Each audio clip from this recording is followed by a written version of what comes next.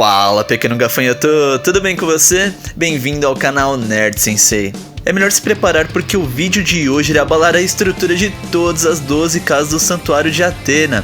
Iremos falar sobre os níveis de poder dos 12 Cavaleiros de Ouro de Saint Seiya, ranqueando do mais fraco até o mais poderoso deles. Esse vídeo foi um vídeo muito pedido por vocês já tem muito tempo, e para fazer ele precisei reassistir, analisar e pesquisar muito, principalmente sobre a saga do Santuário e a saga de Hades, para que essa análise fosse o mais coerente possível. Por este ter sido um vídeo muito trabalhoso e por ser algo já muito pedido por vocês, peço que vocês ajudem o canal queimando o seu cosmo até o limite e ativando o seu sétimo sentido com um like na velocidade da luz. Aproveita também para alcançar o oitavo sentido, ativar o sininho e seguir a Nerd Sensei no Instagram. Antes de seguir para a análise, como é de costume, vamos acertar primeiro nossas premissas, tudo bem? Irei levar como base dessa análise o que é canon, principalmente das sagas do Santuário e de Hades, pois foram as sagas em que pudemos ver grande parte da extensão dos poderes dos Cavaleiros de Ouro de Athena.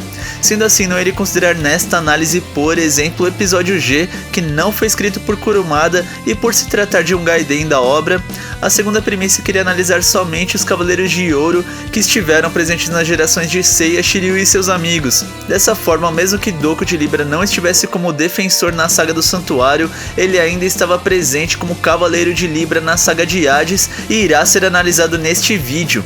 Também não irei falar do 13º Cavaleiro de Serpentário, dado que apareceu apenas em Saint Seiya Next Dimension. Por fim, eu tentei estruturar esta análise para que fosse a mais lógica possível, mas essa é apenas a minha opinião e você tem todo o direito de discordar nos comentários. Recado dado e bora pro vídeo. Com o 12º lugar temos Aldebaran de Touro. Sim, eu sei que é injusto para quem é do signo de Touro e brincava de Cavaleiros do Zodíaco quando criança, pois Aldebaran, mesmo no início de Saint Seiya, já era tido como um dos Cavaleiros de Ouro mais fracos. Mas calma que você vai entender certinho por que ele está nessa posição. Aldebaran é o guardião da casa de Touro. Ele enfrentou Seiya, Shiryu, Yoga e Shun quando estes ainda nem haviam dominado o sétimo sentido, conseguindo nocautear momentaneamente os três últimos, com exceção de Seiya.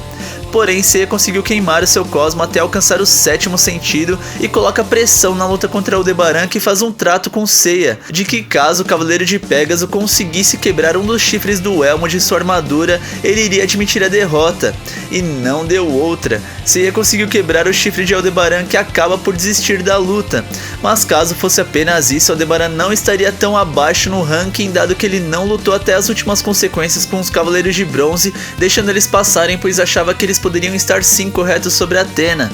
O que acaba por firmar Aldebaran na última posição foi a forma como ele foi eliminado na saga de Hades.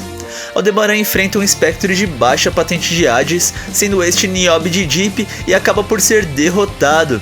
Sério, aqui Kurumada realmente não foi justo com o Cavaleiro de Touro, pois fez ele ser eliminado por um inimigo sem destaque algum, e nem sua luta foi muito relevante.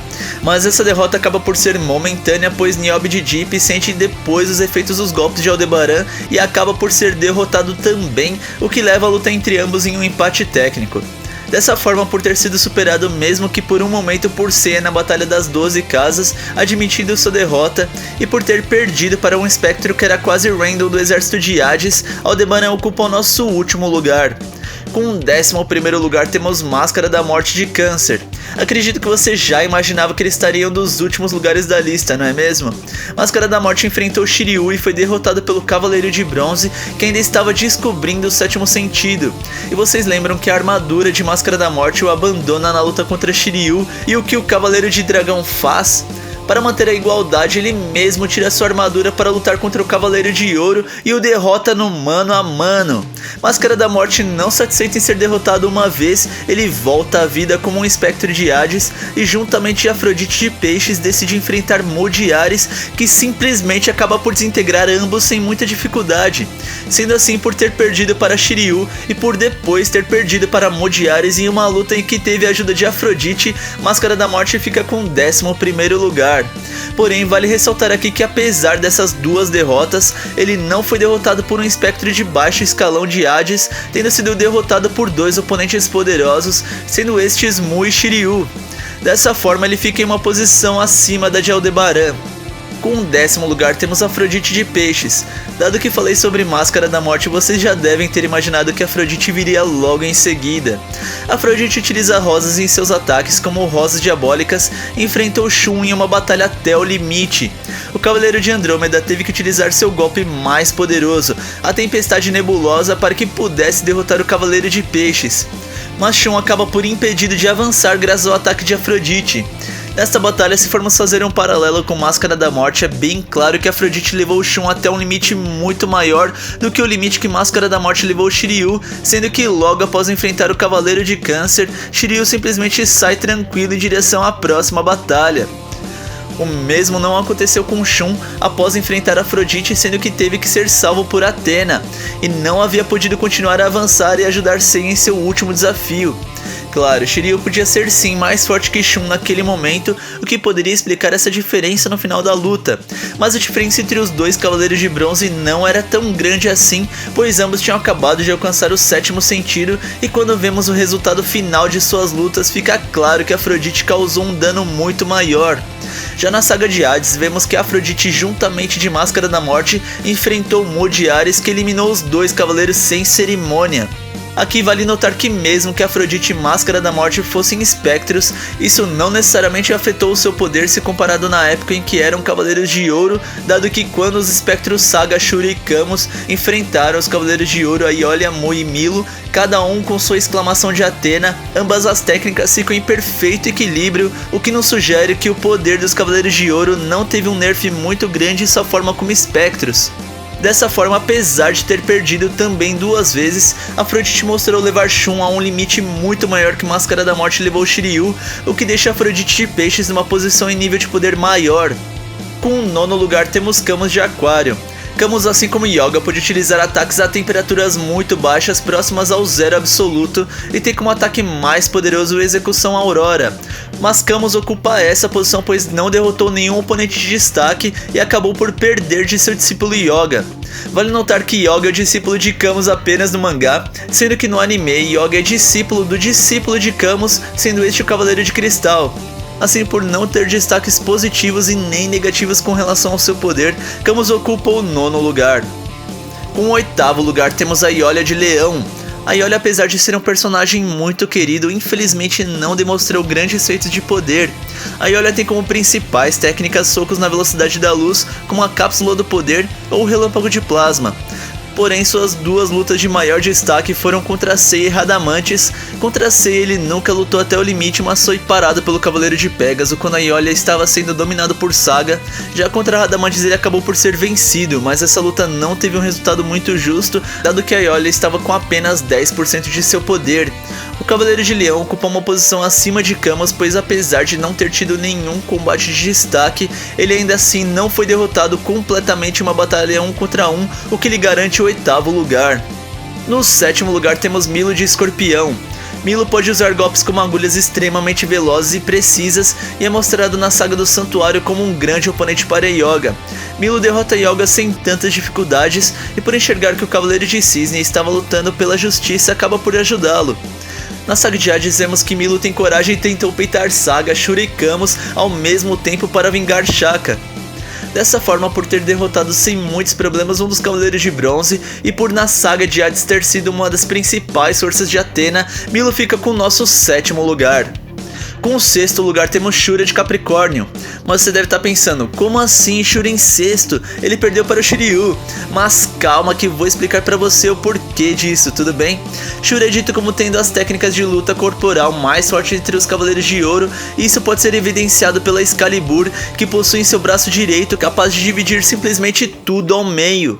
Shura em sua luta contra Shiryu se mostrou um cavaleiro extremamente honrado, onde após receber o golpe Último Dragão de Shiryu, deu ao Cavaleiro de Dragão a sua própria armadura para que ele pudesse sobreviver ao golpe Kamikaze que havia lançado. Dado que Shiryu sobreviveu graças à armadura de Shura, podemos deduzir que caso Shura tivesse mantido sua armadura consigo, o mesmo teria acontecido com ele e Shura não teria sido derrotado. Mas não é apenas por isso que Shura ocupa a 6ª colocação em nosso ranking. Ele foi capaz de colocar um dos cavaleiros mais poderosos de Athena, sendo este Aiolos, em uma situação de pressão extrema. Aiolos foi derrotado por Shura neste incidente, porém valem algumas ressalvas. A primeira delas é que Aiolos já havia passado pelas 12 casas e estava enfraquecido, e a segunda é que Aiolos não tinha vontade de lutar e estava protegendo a Athena. Mas fica clara a vitória de Shura contra Aiolos mesmo assim. Essa vitória, somada com seu incrível poder físico potencializado pela Excalibur, garantem a Shura o nosso 6º lugar. Com o 5º lugar temos Doko de Libra. Sim, eu sei que Doko é muito poderoso, mas ele realmente não tem tantos feitos mostrados assim que possam conferir a ele um lugar melhor na nossa lista. Doko é o Cavaleiro de Libra, sendo a balança que julga o bem ou mal dos atos dos Cavaleiros de Athena. Ele é tido como um cavaleiro muito poderoso e tem grande experiência em batalha, tendo sido um dos sobreviventes da Guerra Santa da sua geração. Após esta guerra, ele ficou recluso nos 5 picos antigos de Rosan como um mestre ancião, esperando o momento em que tivesse que enfrentar o exército de Hades novamente. Ele era capaz de utilizar não somente as armas de Libra, mas também golpes poderosos como a Cólera dos 100 Dragões. Mas apesar de ouvirmos muitas lendas sobre o poder de Doko, pouco se foi visto de suas realizações em batalha. Mas mesmo sem termos informações de seus feitos, sabemos que ele era tão poderoso quanto Xion de Ares, e até mesmo Saga de Gêmeos reconhecia seu poder como uma ameaça ao seu domínio do santuário. Dessa maneira, Doko ocupou nosso 5º lugar. Com o 4º lugar temos ninguém mais ninguém menos que Mu de Ares. E por que eu coloco Mu nesta posição? Simplesmente porque ele foi o único Cavaleiro de Ouro mostrado na história que varreu a existência de outros 2 cavaleiros sem nenhuma aparente dificuldade. Como eu falei anteriormente, os Cavaleiros de Ouro, quando voltaram à vida como Espectro de Hades, não tiveram um nerf tão grande de seu poder, se é que tiveram qualquer tipo de redução de poder. E mesmo assim, Mu enfrenta Afrodite e Máscara da Morte ao mesmo tempo e os derrota, varrendo sua existência de uma hora para outra. Mu também foi discípulo do lendário Xion de Ares, o antigo mestre do santuário, e é muito poderoso em técnicas de telecinese. Mu não mostrou muito dos seus poderes, mas pelo seu grande feito de simplesmente desintegrar 2 Cavaleiros de Ouro ao mesmo tempo, sendo estes Máscara da Morte e Afrodite, fazem com que Mu ocupe merecidamente o nosso 4º lugar. Com o 3º lugar temos Aiolos de Sagitário. Aiolos realmente não mostrou tanto de seu poder, dado que deu sua vida para salvar Athena, mas ele ocupa esta posição devido às lendas com relação à sua força. Era dito que ele tinha um poder tão grande quanto de Saga de Gêmeos, sendo que Aiolos foi até mesmo escolhido como grande mestre do santuário por Xion de Ares.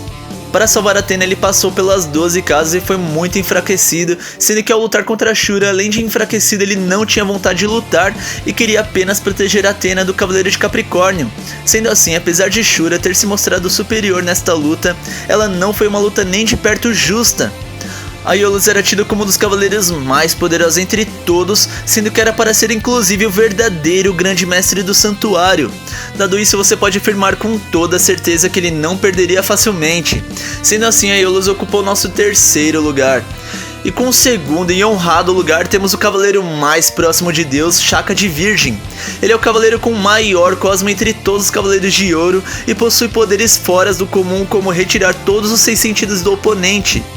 Ele passa boa parte de seu tempo com os olhos fechados, sendo que ao bloquear o sentido da visão, o seu cosmo fica ainda mais poderoso. Já quando abre os olhos, seu cosmo explode de uma vez, o que o torna muito mais poderoso. Ele foi capaz até mesmo de enfrentar Saga, Shura e Camus ao mesmo tempo por um breve período, sendo que eles utilizaram a exclamação de Athena para derrotar o Cavaleiro de Virgem. Porém, vale a ressalva que o mesmo golpe que Shaka utilizou nos 3 cavaleiros ele havia utilizado contra Ikki de Fênix, e mesmo o Cavaleiro de Bronze foi capaz de contra-atacar após ter recebido este ataque de Shaka. Dessa maneira, mesmo que não tivessem usado a exclamação de Athena, é extremamente razoável supor que eles conseguiriam sair da técnica de Shaka. E aproveitando que falamos de Ikki de Fênix, ele é exatamente a razão do porquê Shaka ocupou o 2º lugar e não o 1º, sendo que Ikki nas 12 casas ainda nem estava começando a utilizar o 7º sentido e foi capaz de forçar o empate técnico com o Cavaleiro de Virgem, o levando para outra dimensão. Claro, vale a ressalva que Shaka poderia voltar sozinho para sua dimensão mesmo após este golpe, mas é um fato que naquele momento Ikki o tirou para fora de combate e ofereceu enorme resistência contra o Cavaleiro de Virgem. E com primeiríssimo lugar temos Saga, o Cavaleiro de Gêmeos. Sim, é impossível não colocar Saga nessa posição e vou explicar a você o porquê. Saga não está na primeira posição somente porque foi dito como o Cavaleiro de Ouro mais poderoso em diversos momentos da obra. Mesmo as suas realizações deixam muito evidente o seu poder acima de todos os outros cavaleiros. Bora falar um pouco de suas realizações. Saga pode abrir fendas no espaço, levando a outras dimensões, criar diversas ilusões e possui um poder capaz de destruir estrelas. Ele foi capaz de derrotar o antigo mestre do santuário, Xion de Ares, que apesar de já estar envelhecido ainda era assim poderoso. Saga é dito por Shura que era o cavaleiro mais forte juntamente com Aiolos e que os dois eram os únicos capazes de ocupar o cargo de grande mestre do santuário. Porém, por sentir o lado maligno de Saga, Xion acabou por não dar este cargo ao Cavaleiro de Gêmeos, mas sim ao Cavaleiro de Sagitário. Saga foi capaz de derrotar também um dos cavaleiros mais poderosos de todos, sendo este seu irmão Canon. Canon foi simplesmente o principal antagonista da saga de Poseidon e foi derrotado por Saga, que o aprisionou no Cabo Sunion, tendo desaparecido após este evento. E mano, como a gente viu na saga de Hades, Canon era extremamente overpowered, sendo que foi capaz de derrotar Radamantes. Claro, ele acabou por se sacrificar no processo, mas dado que Radamantes era um dos 3 juízes de Hades, Canon realmente mostrou seu valor, tendo apresentado um grande poder. E Saga era ainda mais poderoso que Canon, ou seja, mais poderoso até mesmo do que um dos 3 juízes de Hades, Radamantes.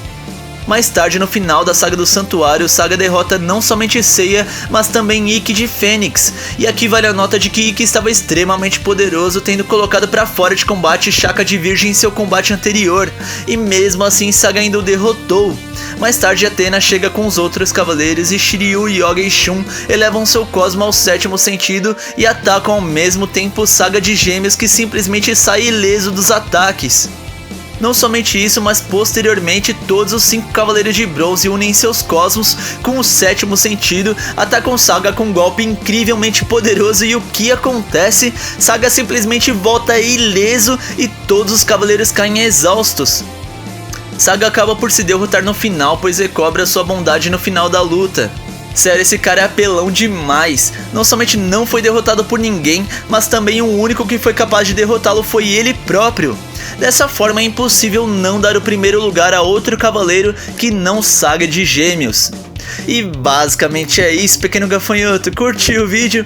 Discorda de alguma posição da nossa lista? Deixe aí nos comentários. Muito obrigado mesmo por ter assistido até aqui e até o próximo vídeo.